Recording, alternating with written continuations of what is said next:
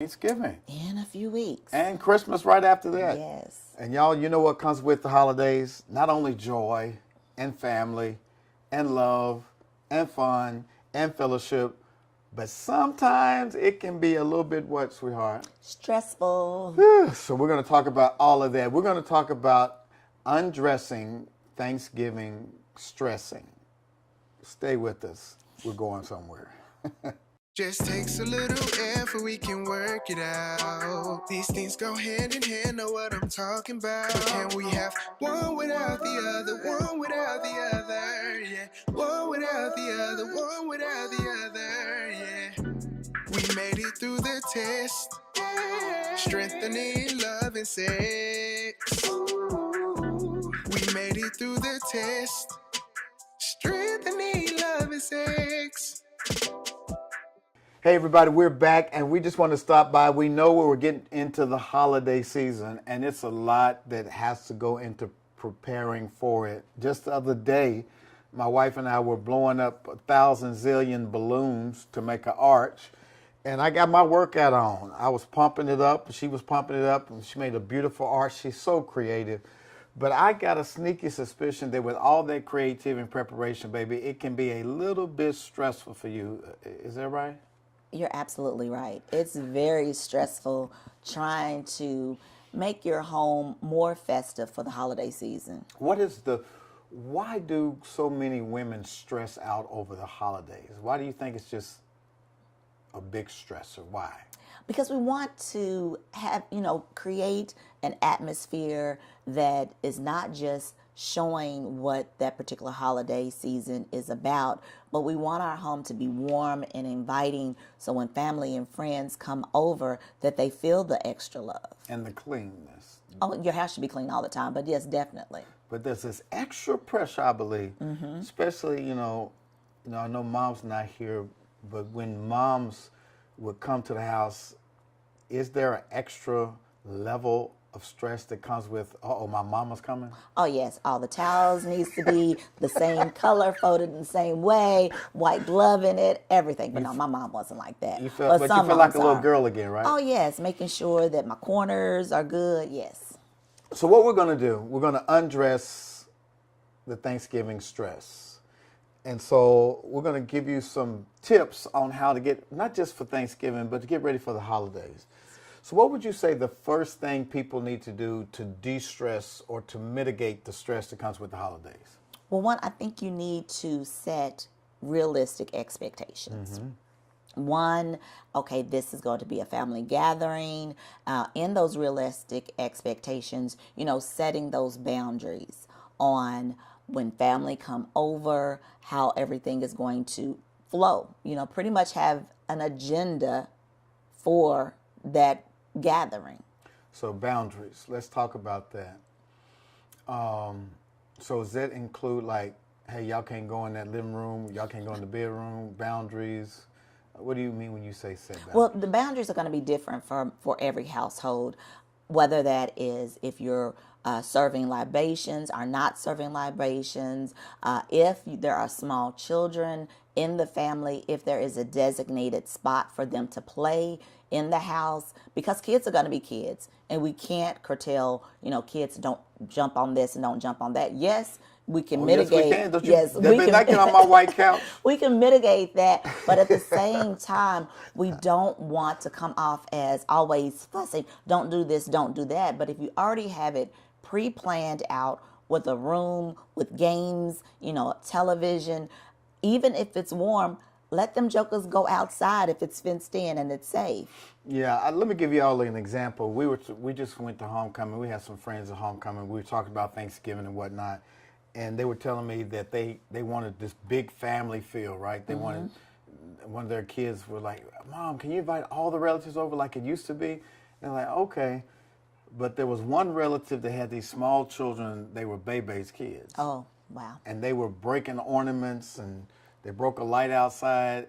And I asked her, I said, did you say anything? Well, the mother was over in the corner on social media while the kids were just running ramshot through the house. I said, did you say anything to the mother? And she was like, no, because I didn't want to go off. So how would you have handled that? How do you handle somebody else's kids who may have a different value system, but in our house, our kids know better than to run in and out and to break stuff. How would you have handled that? Well, our family's different because we can, when they're little, we can discipline each other's children and tell them no, go sit down somewhere, or even going to the adult family member and saying, hey, your child did X, Y, Z, or get little Lucy or get little Johnny over here before I snatch a knot in them. But having those conversations beforehand, knowing that you may have a little hyper child, and that's okay. Let's just make sure that we give that child something to do. So set boundaries. Set boundaries where people can go, what they can do. I like what you said. Offer something constructive for the children to do, whether it's games or having a play area like the playroom or somewhere outside. I would also say husband and wife need to decide on who's coming, who's not coming. Oh, definitely. Definitely. Why is that important? Because there may have, with all families, there's that special uncle or special auntie. A little Pookie always stealing something. That part. So we want to make sure that we're not offending any family members, but at the same time protecting your space, because your home is still your sanctuary. And so you don't want to knowingly bring any drama into your home unnecessarily. So I would even say to Scour, y'all sit down and talk about a guest list together. Who is healthy enough to invite? And how you choose that list is it can be a little delicate, but I think it's necessary to have those conversations, because what you don't want is your wonderful holiday gathering to turn into a stress fest. Oh, definitely. Where people cussing each other out and fighting out in the front yard. No, we're not doing none of that. We want to make sure we have a wonderful, stress-free, drama-free Thanksgiving, and the way to do that is to be like Santa Claus. I'm checking a list, checking it twice, trying to see who's going to be naughty or nice, because I'm not having none of that. So we got healthy boundaries.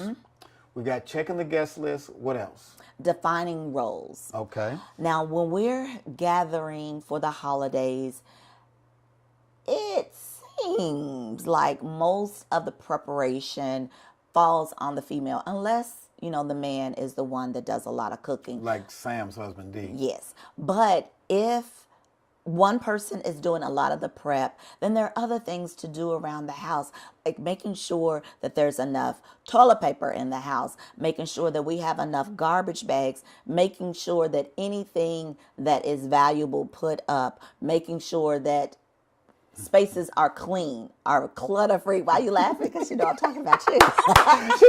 Y'all, she doing? She making a list right now. She making my list. I'm listening. Come on. Toilet paper. Make sure the clutter's gone. Come on, keep making my list. Well, just the extra.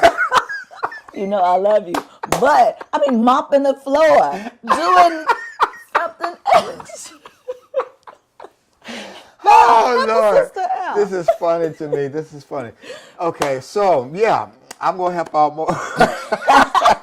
I'm going to help out more. I cannot cook. I don't feign. Oh, you can cook. I don't feign that I can cook. Okay. I can't cook like that. I can't cook macaroni and cheese. You don't want me messing up your greens. We don't want you to cook Thanksgiving But dinner. you are an excellent cook, babe. Thank you, babe. And I'm grateful. And I Thank know you. it can be stressful. So, husbands, let me mansplain what she just did.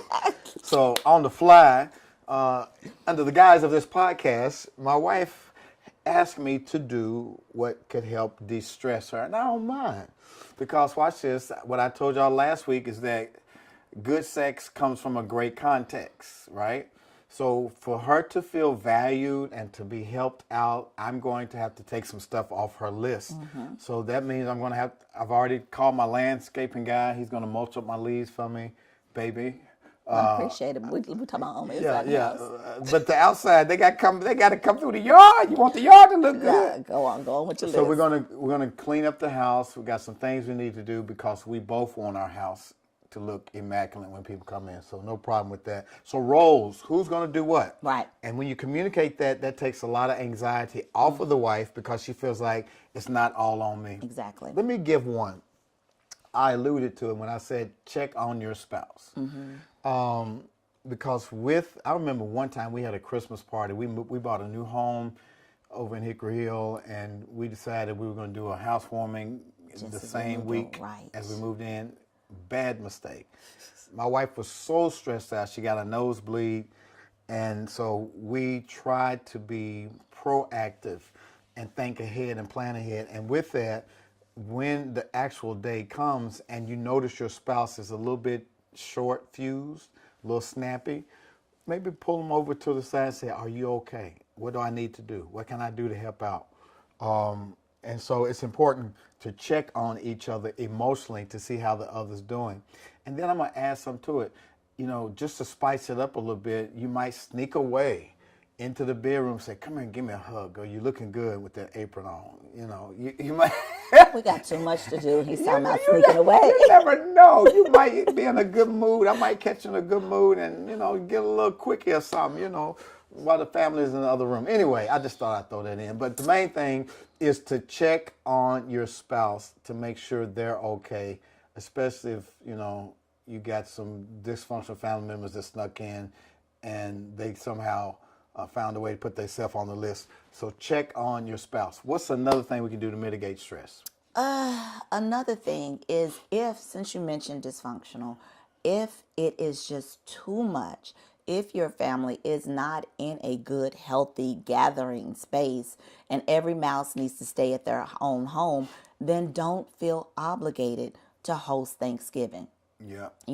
Just say, hey, this year we're just going to be the immediate family or just my household, but make that decision and stick to it. Our friends, I was talking about our college friends, they opted to go to New York and not have Thanksgiving because of what happened the year before.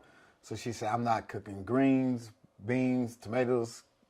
You name it. She said, "I'm not doing none of that. I'm going to New York, and we're just going to get a hotel and chill." And so sometimes you might have to call a timeout on family because of where you guys are. Or watch this, you may be grieving. You may have lost a mom or a dad, and it just doesn't feel the same. So give yourself that break, and then watch this. Give yourself grace for intimacy. I was joking a while ago, but I was serious. If you could sneak something in, but if you can't, give yourself grace. What does that mean? Because we're so consumed with making sure everybody's good, and we got to make store runs and clean up what the little ones just messed up, or clean up after our dog, there's going to be some stress. And so you may not have a lot of intimacy that week. And so you got to give yourself grace to say, okay, it's okay that she's tired. It's okay that he's tired. And I'm not going to get some sex tonight, but I look forward to when everybody's gone, we'll reconnect. Which leads me to my other point, and maybe you can speak on this. Take time to decompress when it's all over. Oh, that's so important because we're moving so much, doing everything, trying to make sure we cross every T, dot every I, and by the time it's all over, you're left with, okay, now I can breathe for a second, but make sure that it's intentional because it's on to the next. You have Thanksgiving, then you have Christmas, then you have New Year's. So those three things back to back, you need to find space for yourself. Yeah, whether it's like going to get a couples massage at Gould's, we've done that before, or go to a movie. And that's always a fun thing. Yeah. Right after, I don't know what it is about the family going to the movie right after Thanksgiving has always been fun to do. Which I think that's another thing that can help you to de-stress during the holidays. Come up with a schedule ahead of time, right? A beginning point and an ending point. Why is that necessary? Well, if you send out the agenda to the family ahead of time, they know what time to get there and they know what time it's over. Let me say that again. You try to put folks out. They know what time it begins and they know what time it's over. Like my cousin Henry Neal used to say, it's good for every mouse to go to its own house when it's over. And I think also just to give people an idea of what to bring, what to look forward to. Okay, you're bringing Uno, you're bringing the drinks, you're bringing the plates. Everybody knows what to expect. So a programming schedule. Anything else that you can think of on how to alleviate stress? during the holidays? No, just make sure that the entire family is involved, because it's just not, it's the ultimate goal is giving thanks. That part. And we're thanking God, for our family that's still here and those that's not. Yeah, yeah. And this is a time for us to come together. It's all about love. It's all about love. And if we don't have that, what's the purpose of coming together? You got to remember, what is the mission for this holiday? For Thanksgiving, like my wife said, it's all about coming around the table and being thankful for those that are here and even remembering those that are gone on. And this will be our first Thanksgiving without Mother Coble. And so we're going to miss her, but yet we're going to love on each other, and we're going to get through this together. And then Christmas, we wanted to go on a cruise, but the way our bank account is set up right now, we couldn't do it. So we decided we're going to stay home for Christmas. And I told my wife, I said, I want to lean into Kwanzaa more to get away from the capitalistic emphasis on Christmas. Kwanzaa emphasizes making gifts for one another. And I even suggested that we draw names, because our kids are older. We're not going out buying a bunch of toys and stuff. We're not going to go into debt for Christmas. So for us, it's about remembering how good God is, remembering the birth of Christ, celebrating what Jesus has done for us, and then culturally speaking, remembering the 7 principles of Kwanzaa. Kuji Chakalia, self-determination, unity, creativity, all of those things, purpose, faith, those are more important than any materialistic purchase you can make. So the way to de-stress around the holidays is to remember what the holidays are all about. Absolutely. To keep the main thing the main thing. Look at your guest list. Make sure the people you invite in your home are healthy enough to come into your space. Make sure you're clear about the boundaries, where you can go, what you can do. Make sure you come up with some group norms that work for your family. And please make sure the Wi-Fi is working, or your kids are going to go crazy. And have fun. Have fun, yes. Have fun. Tomorrow is not promised. Enjoy your family today. Because life is short. I was telling my wife when we was doing this podcast that it's so important that we love each other with the time that we have left. We don't know how much time any of us have on this earth. I was reading in scripture this morning where it says that some may live to 70, some may be blessed to live to 80. But what we should do is remember the Lord while we yet live, and to love each other while we yet live. Cherish these days. They are fleeting, they are short. So love your family with everything you got. I got to get ready to go.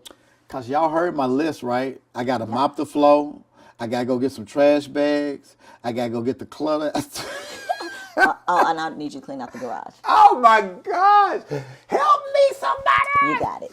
Listen, we always want to remind you that we are here to help coach couples through whatever it is you're going through. We have theedencircle.com. Go check it out, theedencircle.com. What do we do there? We coach couples through life, whether they get stuck in relationships, overcoming past hurts, how to increase intimacy, how to have the best sex you've ever had. We meet once a month for webinars. We meet once a quarter for meetups.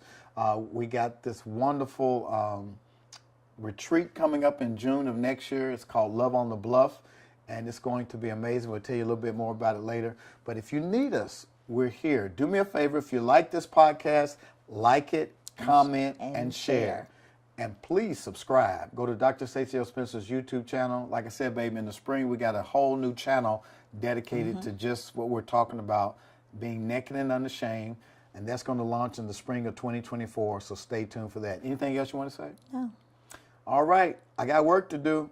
We love you guys. Thank y'all for tuning in to the Strengthening Love and Sex podcast. And until next time, be blessed and do not stress. We'll see you soon. See you soon.